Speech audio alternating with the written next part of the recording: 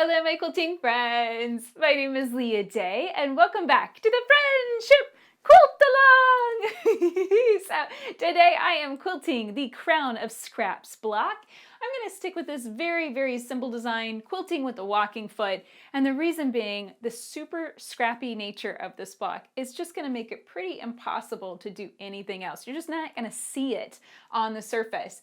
So we're going to do a little bit of walking foot quilting, a little bit of stitching in the ditch. So be looking forward to lots of tips and tricks on how to do this on your home machine. So I'm getting started quilting block 9 on my home machine, and I'm using walking foot quilting. And a new thing that I'm trying out is this grid glider. And this is basically like the Queen Supreme slider I've been using, only it has a much bigger cutout, and it's kind of a stickier feel. It's a different material. This is 100% polyester, and it's a stickier feel, more like a sticker, although it doesn't leave a residue on your table. And so it's going to stick more firmly, and I feel comfortable with this being able to use my walking foot so the feed dogs are exposed. And you can see the grid glider is not going to come in contact with that. It's not going to catch against the foot. It's not going to catch against the feed dogs and potentially cause problems. So yeah, I'm really excited about this. It's definitely slippery, and I love it because I can also use this for piecing and have the lines help me line up my pieces for piecing as I'm chain piecing. So that's really cool too. Okay, so a couple settings here. Let's see here. I am working on my Everstone Sparrow 20. I've got my needle set in the center position, and I have lowered my stitch length to 1.5 millimeters. And that's going to give me a nice, consistent, tight stitch, a very secure stitch. And I always get this question with walking foot quilting just because I think there's a lot of general confusion about different styles of quilting, and that is about my feed dogs. And yes, my feed dogs are up for walking foot quilting. I have to have my feed dogs up because that is what gives me a stitch length. It's the combination of the feed dogs moving and the walking foot moving that gives me that 1.5 millimeter stitch. Okay, so I'm getting in position here. I want to get started. I think I'm going to just kind of estimate and stitch a straight line point to point, and that's how I'm going to get started, just getting this block generally secure. And you can see I've also marked a square here in the center. I think that's going to look really nice. Okay, and I'm just dropping my needle down. I just needled up, needled down, and brought my bobbin thread up to the surface so that way it's not going to make a mess on the back of the quilt. And I'm going to grab a new pair of Machine Gears gloves. These are my favorite.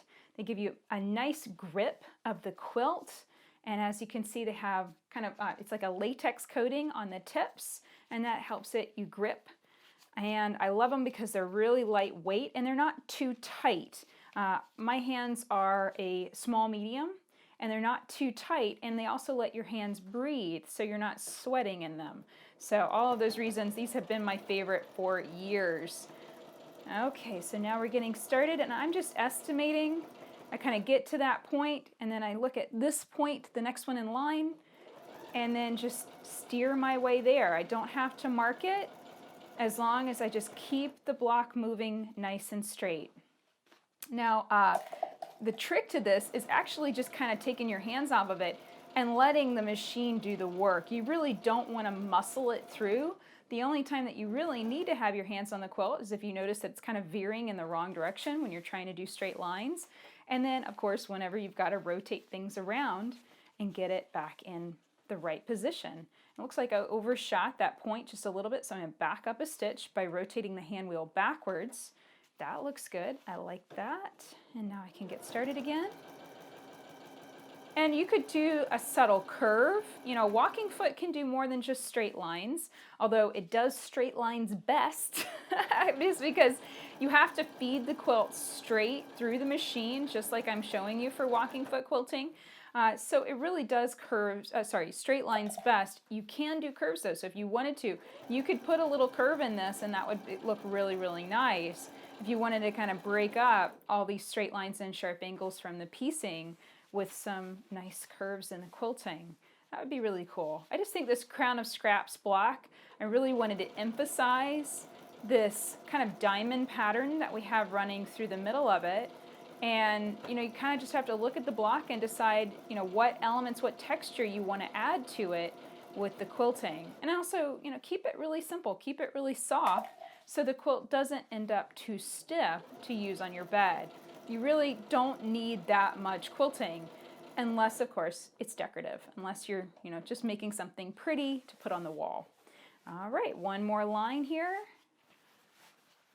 Drop my foot down. I overshot again, so I'm just backing up a stitch. Not all machines like that. When you rotate the hand wheel backwards to back up a stitch, not all machines like that.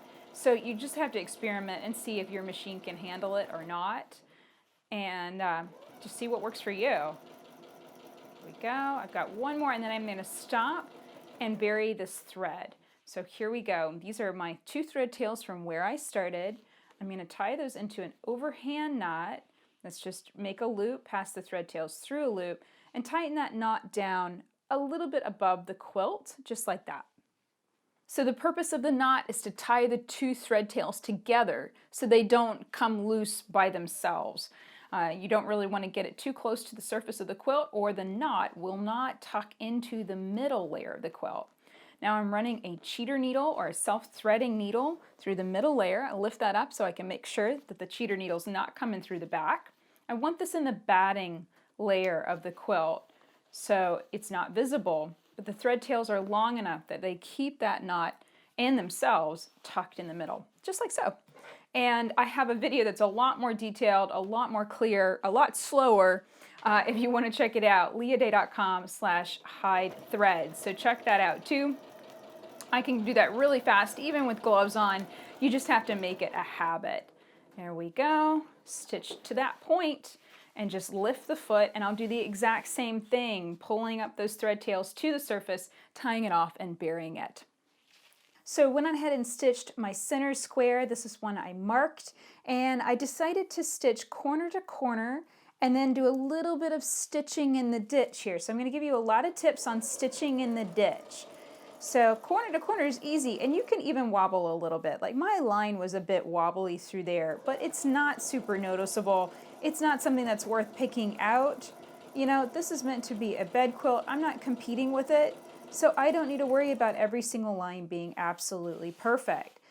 But as I get to the stitch in the ditch area, I do want to try and stay in the ditch. So one thing I'm going to do, I'm going to lower the speed on my machine. Now if you have that capability, go on ahead and use it. And what that's going to do is that's just going to stop you from going too fast. And so I'm just going to carefully stitch. I'm trying to stay in the ditch. And I actually do have ditches because I press my seams open, and I do that because I feel like it's a-okay, and it's a-okay to stitch right in the ditch because I piece with a very short stitch length. So here we go. I'm just going to finish this up. I wobbled a little bit, but that's okay. I wobbled a little bit into the black right there. It's not too bad. And, if you're really, really worried about it and you're using contrasting thread like I am, you could always color that in with a black marker if you've got a black background too. So there we go. I'm going to pull that thread tail up to the surface just so it doesn't make a mess on the back of my quilt. I don't stitch back over it.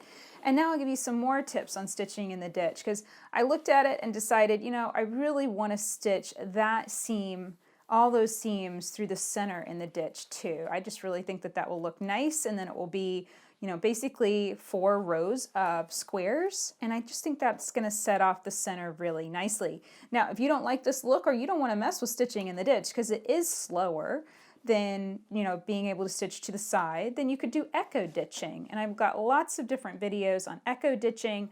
That's basically stitching a 1/4 inch to one side of the ditch. And it is a lot faster, and it is a lot easier because it's a lot less persnickety. You're not having to stay right in a certain spot. Now I'm going to lower my machine down to the absolute slowest it can go. So this is the slowest it can go, and this is forcing me to go really, really slow through this area. And remember, you don't have to muscle it. The walking foot is doing all the work here. I can go really light-handed, just take my hands off of it and just nudge it back and forth just to stay right in that ditch. When you see yourself veering off, just correct for that, but try not to overcorrect. A lot of times when I stitch off, it's like, oh my gosh, and then I, kind of go the opposite direction, and I end up wobbling out the other direction. So go slow. That is the #1 tip for stitching in the ditch. If you have a speed slider, go on ahead and take it down to the absolute slowest you can go.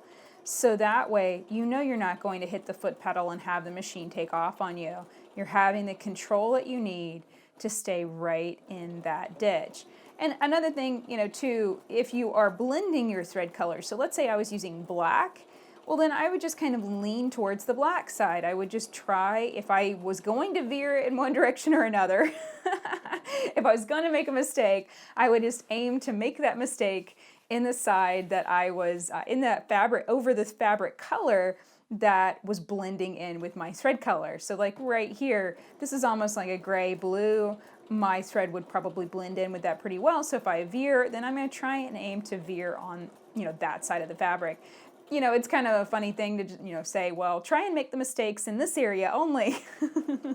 But, it's one of those things to just think about. We kind of lean towards one side of the ditch or the other, usually. Now, if you've pressed your seams to one side, obviously you're going to have a different situation because you're actually going to have a noticeable ridge where those seams are pressed to one side. That side is going to be higher than the side that doesn't have seam allowances. You're going to want to stitch along the side that doesn't have seam allowances because the side that does have all those seam allowances built up, that's going to be noticeably higher and noticeably harder to quilt through than the side that doesn't have any. So I hope that makes sense.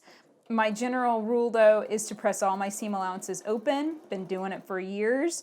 I know a lot of quilters think that that's a bad thing, but I think it's an awesome thing because it makes free motion quilting and just honestly just any kind of quilting, it makes it much, much easier, especially on a home machine. Okay, I've got one more line and this will be done, and then I've got to figure out what to do in the border. So I'll meet you back here when I've figured that out. So I decided to finish off this border in the absolute simplest way possible, and that is with a single straight line running from edge to edge right through those hourglass squares. Now, of course, you could do something more complicated. You could stitch in the ditch. You could stitch some diagonal lines. I really think that this frames it nicely and it keeps the quilt soft. So you can see I'm leaving this whole area here open, but I can do that because the rating of my batting allows quilting up to 8 inches to be left open. Actually, I think it's quilting up to 10 inches. So I definitely can leave that whole space open if I want to. If I wanted to stitch it up a notch and make it a little bit more decorative, I could run a line, maybe echo ditch the inside of the square, maybe echo ditch the outside, but really I think this is enough and I really like this look. So here we go. I'm going to start actually off the edge of the block in the batting, and the reason I'm doing that is because it allows me to get away with not having to hide my thread tails. I can just cut them off because I'm starting in the batting area. Now another advantage of starting in the batting is that I'm off the edge of the quilt and I have a chance to smooth out the quilt top and make sure it's nice and flat so that it doesn't create a snow plow as I get started. What that is basically when the fabric starts to pull and it forms like this kind of ridge. It's dark fabric, so it's hard to see, but it's basically like a ridge of extra fabric and batting. That's a snow pile. It's a pile of snow, and your foot is the snow plow, and it's pushing it forward. You don't want that because as soon as you hit up against another line of quilting, it'll end up creating a pleat in your quilt. So make sure to get everything nice and flat. I typically don't stitch full from edge to edge on quilts. I don't do this, on a bigger quilt, certainly. But I feel like with walking foot quilting, you can get away with this sometimes. You just have to watch out for, like I said, any kind of fabric moving or shifting, certainly any bunching up in front of your foot. But I feel like we're right on the edge of the block and I'm keeping this nice and flat. I haven't noticed any sort of problems with the block at all, any sort of fabric shifting there. So I think this is a-okay. Plus, it's super easy and super fast. As you can see, I have sped my machine back up to full speed and I can put my foot down and really blast through this. So even if you want to add a few extra lines to this border, if you really want to decorate it up and kind of frame that center patchwork block, that's a-okay. It won't take you that much time, particularly because you can stitch right off into the batting area. Now I always like to double check that my backing fabric's nice and flat. It's not kind of curled up or done anything weird over here as I stitch right off that corner and into the batting area. And there we go. That's it. That's done.